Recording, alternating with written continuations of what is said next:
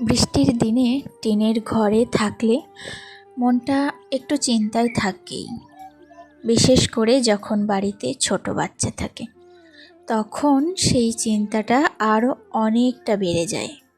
সারাদিন বৃষ্টি হলে টিনের চালে বৃষ্টির শব্দ, কোথাও জল পড়ছে কি না, চারপাশে স্যাঁতস্যাঁতে পরিবেশ, সব মিলিয়ে সবসময় একটা সতর্কতা কাজ করে। আমরাও তাই হয়। নিজের জন্য যতটা না চিন্তা হয়, তার থেকেও বেশি চিন্তা হয় ছেলেকে নিয়ে। তবুও জীবন তো থেমে থাকে না, সংসারের কাজও করতে হবে, রান্নাও করতে হয়, ঘরটাও যতটা সম্ভব শুকনো আর পরিষ্কার রাখার চেষ্টা করি। কারণ বৃষ্টির দিনে একটু অসাবধান হলেই অনেক ঝামেলা হতে পারে। আমার বিশ্বাস, ঘর ছোট হোক বা টিনের হোক, যদি সেখানে ভালোবাসা, যত্ন আর একে অপরের প্রতি দায়িত্ববোধ থাকে, তাহলে সেই ঘরটাই সব থেকে নিরাপদ মনে হয়। আজও সেই বৃষ্টি ভেজা দিনের একটা ছোট্ট মুহূর্ত, সংসারের কাজ আর আমাদের সাধারণ জীবনের গল্প আপনাদের সঙ্গে ভাগ করে নেব। তোমরা বৃষ্টির দিনে কি সাবধানতা অবলম্বন করো, কমেন্টে অবশ্যই জানাবে। যদি তোমাদের আমার মতো এরকম একটা ভাঙা বা টিনের বাড়ি থাকে তাহলে। নমস্কার, কেমন আছো সবাই? আশা করছি সবাই খুব ভালো আছো। আমরাও না বেশ ভালো আছি।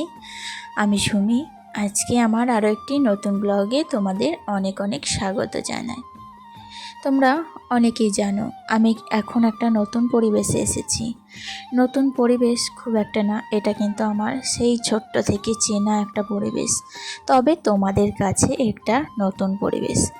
যাই হোক, আমি বাবার বাড়ি এসেছি রথযাত্রার উৎসবে, তো এখন আমি সেখানেই এসেছি। জানো তো, কথাই আছে, ঢিকি স্বর্গে গেলেও ধান ভানে।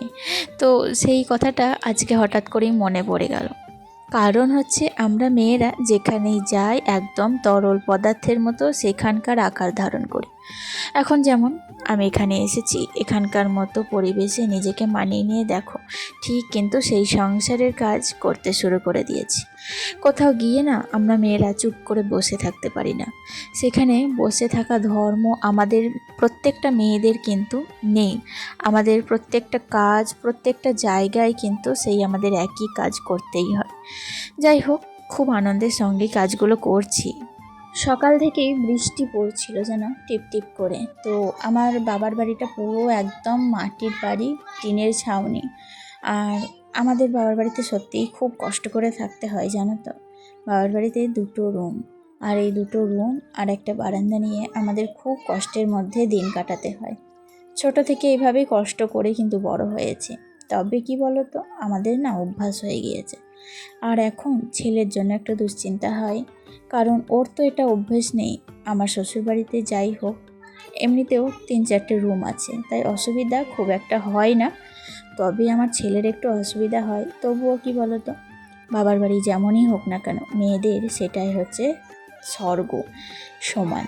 যাই হোক, সকাল থেকে রান্নাবান্না আরম্ভ করে দিয়েছি। মাছ নিয়ে এসেছিল আজকে বাবা। আমার ছেলে তো ডিম খেতে একদমই পছন্দ করে না, তাই ওর জন্য মাছ নিয়ে এসেছিলো। তো মাছ দিয়ে আলু দিয়ে আজকে একটু মাছের ঝাল বানাবো। আমার শ্বশুরবাড়িতে তো আমার রান্না তোমরা অনেকেই দেখেছো, আমার প্রত্যেকটা রান্নাই কিন্তু রিচ হয়। কিন্তু বাবার বাড়িতে কিন্তু প্রত্যেকটা রান্না আমার কিন্তু খুবই হালকা মশলা দিয়ে রান্নাবান্না হয় আর কি। তো সেই অনুপাতেই রান্নাবান্না করলাম।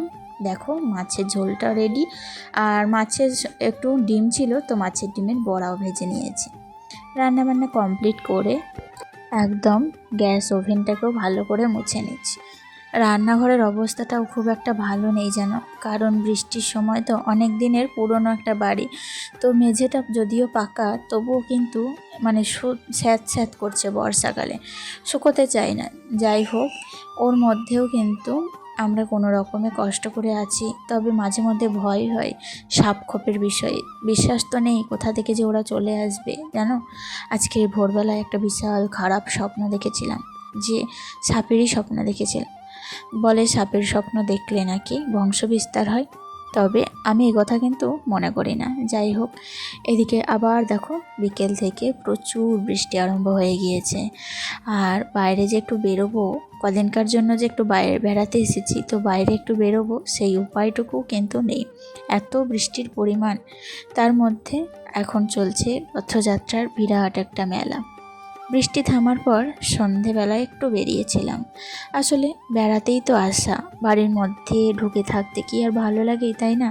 সারা দিন কাজ কাম করার পর দুপুরে বৃষ্টি হলো, সন্ধ্যের দিকে বৃষ্টিটা একটু থেমেছিল, তখন আমরা সবাই মিলে একটু ঘুরতে বেরিয়েছিলাম। বাইরে দেখো কত লোকজন, এখানে কিন্তু অনুষ্ঠান হচ্ছে, তাই সবাই সেটাই দেখতে ব্যস্ত।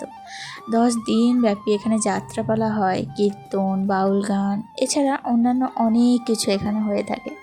দেখো দূর থেকে মন্দিরটাকে দেখতে ভীষণই সুন্দর লাগছিল। তো অনেক লোক কিন্তু বসেও ছিল, আর আমরা একটু ঘুরে বেড়াচ্ছিলাম, চারপাশটা দেখছিলাম। আসলে সারাদিন বেরোতে পারিনি, তো তাই জন্য দুধের স্বাদ একেবারে ঘোলে মিটিয়ে নিচ্ছি। মানে রথ দেখা, কলা বেচা দুটোই একসাথে কিন্তু চালাচ্ছি।